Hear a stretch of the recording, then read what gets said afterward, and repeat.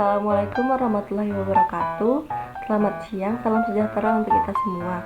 Sebelumnya, perkenalkan nama saya Mayumi Aryani selaku moderator yang akan membimbing jalannya diskusi pada hari ini. Sebelumnya yang saya hormati Ibu Apoteker Mira Febrina Majartar Sains selaku dosen pengampu mata kuliah farmakologi dasar, serta teman-teman yang saya banggakan. Baiklah, di sini kami dari kelompok 4 yang beranggotakan Aza Aradin, Bunga Hawarani, saya sendiri, Naura Fadilah Saza, Nazwa Abnur, Nisrina Putri, Nur Asikin, Rafika Saputra, dan Tri Fatmasari. Baiklah, di sini kami akan mendiskusikan hasil diskusi kami yang berjudul metabolisme obat di dalam tubuh. Baiklah, tanpa memperpanjang waktu, kepada pemateri pertama dipersilahkan. Adapun definisi metabolisme. Metabolisme adalah proses tubuh mengubah komposisi obat sehingga menjadi lebih larut untuk dapat dibuang keluar tubuh atau ekskresi. Metabolisme obat juga sering disebut biotransformasi. Metabolisme obat terutama terjadi di hati, yakni di membran endoplasmik retikulum atau mikrosom dan di sitosom. Tempat metabolisme yang lain atau ekstrak hepatik adalah di dinding usus, ginjal, paru, darah, otak, dan kulit. Adapun tujuan metabolisme. Yang pertama, mengubah obat yang non-polar atau larut lemak menjadi polar atau larut air agar dapat diekskresi melalui ginjal atau empedu. Yang kedua, merubah obat aktif menjadi inaktif, tapi sebagian berubah menjadi lebih aktif, kurang aktif, atau menjadi toksik. Selanjutnya akan dijelaskan oleh rekan saya. Baiklah, adapun penjelasan selanjutnya yaitu tujuan metabolisme obat lain. Selain tujuan metabolisme obat yang tadi, ada juga tujuannya. Yang pertama yaitu memberikan energi kepada tubuh. Yang kedua, untuk memecah suatu senyawa yang lebih sederhana atau biosintesa senyawa-senyawa yang lebih kompleks. Yang ketiga, untuk biotransformasi senyawa-senyawa asing menjadi senyawa yang lebih polar, larut dalam air dan dalam struktur yang terionisasi sehingga dapat dieliminasi dengan mudah. Adapun faktor-faktor yang mempengaruhi metabolisme obat, yang pertama yaitu faktor genetik. Faktor genetik ini adanya variasi genetik yang mempengaruhi tingkat aktivitas enzim yang akan memberikan pola variasi dalam kecepatan metabolisme obat. Variasi genetik ini bisa dalam bentuk variasi enzim yang berperan penting dalam ikatan atau transport obat. Baiklah, selanjutnya ada faktor umur dan jenis kelamin. Kecepatan metabolisme pada anak-anak hampir 2 kali lebih besar dibanding orang dewasa karena adanya perbedaan perbandingan berat hati terhadap berat badan. Pada anak-anak usia 2 tahun, harga rasio ini 40-50% lebih besar. Sedangkan pada anak-anak usia 6 tahun, 30% lebih besar dibanding orang dewasa. Pada orang tua yang rata-rata usianya 77 tahun, waktu paruh antipirin dan penilbutazon masing-masing 45% dan 29% lebih besar dibanding kontrol. Kemudian selanjutnya ada faktor interaksi obat. Beberapa obat disebabkan oleh sifat lipofiliknya yang sangat tinggi. Tidak saja diterima oleh enzim pada tempat aktifnya, tetapi turun secara spesifik berikatan dengan membran lipofil pada retikulum endoplasma. Pada keadaan ini, mereka dapat menginduksi enzim mikrosom atau secara kompetitif dapat menghambat metabolisme obat lain yang diberikan secara bersama-sama. Selanjutnya, faktor penyakit. Penyakit-penyakit akut atau kronis yang mempengaruhi fungsi hati akan mempengaruhi juga metabolisme obat. Penyakit-penyakit seperti hepatitis alkoholik, sirosis alkoholik aktif atau inaktif, dan hemokromatif. Sakit jantung juga dilaporkan menghambat metabolisme obat. Hal ini disebabkan karena aliran ke hati terganggu, sehingga untuk obat-obat yang aliran darah merupakan tahap penentu, metabolismenya juga akan terhambat. Selanjutnya, faktor nutrisi. Pada subjek yang akan mengkonsumsi protein setiap harinya, waktu paruh antipirinnya lebih pendek dibanding subjek vegetarian. Kecepatan metabolisme obat juga dihambat pada keadaan defisiensi vitamin A, riboflavin, asam askorbat, vitamin E atau unsur-unsur seperti kalsium, magnesium, seng, serta tembaga. Selanjutnya ada tempat metabolisme obat. Yang pertama ada fase 1 atau fase non-sintetik. Reaksi ini disebut juga dengan fase non-sintetik atau reaksi fungsional. Enzim reaksi metabolisme obat fase 1 biasanya terdapat pada mikrosomal ataupun retikulum endoplasma. Makna dari reaksi metabolisme fase 1 ini adalah meningkatkan efek atau potensi bagi suatu senyawa dan memudahkan suatu senyawa untuk bereaksi dengan enzim-enzim metabolisme obat fase 2. Contoh metabolisme dari fase 1 ini adalah reaksi oksidasi yang melibatkan sitokrom P450. Selanjutnya ada reaksi oksidasi. Reaksi oksidasi yang melibatkan oksidasi, monoksigenasi, dan dioksigenas oksidase mengoksidasi melalui penarikan hidrogen atau elektron. Oksigen diikat pada bahan asing dan atom oksigen lain direduksi menjadi air.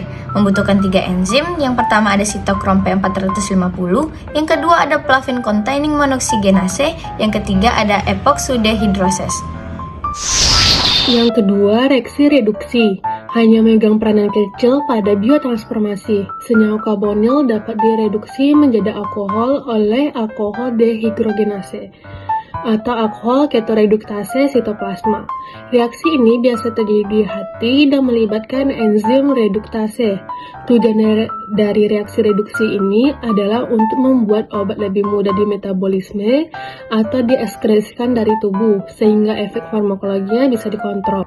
Yang ketiga, reaksi hidrolisis. Penguraian ester dan amida menjadi asam dan alkohol, serta amina oleh esterase atau amidase. Pengubahan epoksida menjadi diol berdampingan atau pisina oleh epoksidahidratase atau sinonim epoksidah-hidrolase, serta hidrolisis aseta atau glikosida oleh glikosidase, merupakan pembelahan molekul obat dengan mengambil molekul air. Hidrolisis terjadi di hati, usus, plasma, dan jaringan lainnya. Baiklah, yang selanjutnya itu metabolisme obat fase 2 atau fase sintetik. Reaksi metabolisme obat fase 2 disebut juga fase sintetik atau reakonjugasi. Reaksi metabolisme obat fase ini merupakan jalur detoksifikasi. Pada reaksi ini menciptakan suatu senyawa yang baru dan biasanya metabolitnya berupa senyawa yang tidak aktif, yang mudah terekskresikan. Makna dari reaksi metabolisme fase 2 adalah metabolitnya yang terbentuk umumnya bersifat polar atau mudah terionisasi pada pH fisiologi sehingga lebih mudah diekskresikan dan mengubah molekul obat yang aktif menjadi metabolit yang relatif kurang aktif. Reaksi fase 2 biasanya terjadi di hati dan melibatkan konjugasi obat atau metabolit fase 1 dengan zat endogen.